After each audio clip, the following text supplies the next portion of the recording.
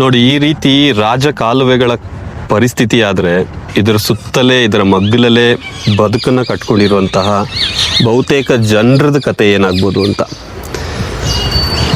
So ಇಲ್ಲಿ ಸಹಜವಾಗಿ ನೀರಿನ ಹರಿವು ಬಂದರೆ ಇದರ ಸೌಂದರ್ಯ ಮತ್ತು ಪರಿಸರ ವ್ಯಾಪ್ತಿಯ ಆರೋಗ್ಯ ಎಷ್ಟರ ಮಟ್ಟಿಗೆ ಸುಧಾರಿಸ್ಬೋದು.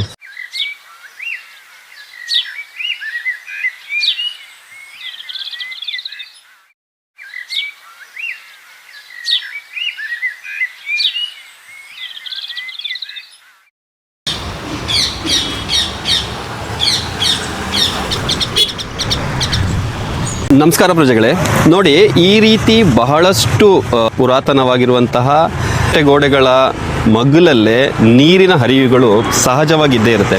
ರಾಜರ ಕಾಲದಲ್ಲಿ ಕೋಟೆಗಳ ಸುತ್ತ ವೈರಿಗಳು ಬರದಂಗೆ ನೋಡ್ಕೊಳ್ಳೋಕ್ಕೆ ನೀರನ್ನು ಯಥೇಚ್ಛವಾಗಿ ಹರಿಬಿಡಕ್ಕಾಗಿ ಇದನ್ನು ಮಾಡಿರ್ತಾರೆ. ಬಹುತೇಕ ಕೋಟೆ ಗೋಡೆಗಳ ಸುತ್ತಮುತ್ತಲೂ ಈ ರೀತಿ ಕೊಳಕು ಪ್ರದೇಶ ಆಗಿರೋದು ವಿಪರ್ಯಾಸ. ಇಂತಹ ನೀರಿನ ಹರಿಯನ್ನು ವ್ಯವಸ್ಥಿತವಾದ ರೀತಿಯಲ್ಲಿ ನಾವು ನಿಭಾಯಿಸಿದ್ದೇ ಆದರೆ ಪ್ರವಾಸಿಗರ ತಾಣವಾಗಿರುವಂತಹ ಪ್ರತಿಯೊಂದು ಐತಿಹಾಸಿಕ ಊರುಗಳು ಮತ್ತಷ್ಟು ಪ್ರವಾಸಿಗರನ್ನು ಆಕರ್ಷಿಸ್ತದೆ ಮತ್ತು ನಮ್ಮ ಸುತ್ತಲಿನ ನೈರ್ಮಲ್ಯಕ್ಕೆ ನಾವೇ ಹೊಣೆಗಾರರಾಗಿರೋದ್ರಿಂದ ಇದನ್ನು ನಾವೇ ಪ್ರಶ್ನೆ ಮಾಡಬೇಕು ಮತ್ತು ಇದರ ಸುತ್ತ ಕೆಲಸನೂ ನಾವೇ ಮಾಡಬೇಕಾಗುತ್ತೆ. ಇದು ಸ್ವಚ್ಛವಾದರೆ ನಮ್ಮ ಆರೋಗ್ಯಕ್ಕೂ ಮತ್ತು ಪರಿಸರ ವ್ಯಾಪ್ತಿಯಲ್ಲಿ ಬರುವಂತಹ ಪ್ರತಿಯೊಂದು ಜೀವಿಗಳ ಆರೋಗ್ಯಕ್ಕೂ ಸಮಾಧಾನ ತಂದುಕೊಡುತ್ತೆ. ಇದರ ಹೊಣೆಯನ್ನು ಯಾರು ಹೊರಬೇಕು ಅನ್ನೋದಕ್ಕಿಂತಲೂ ನಾವೆಲ್ಲರೂ ಜೊತೆಯಾಗಿ ಇಂಥದನ್ನ ಕಾಪಾಡಿಕೊಳ್ಬೇಕು.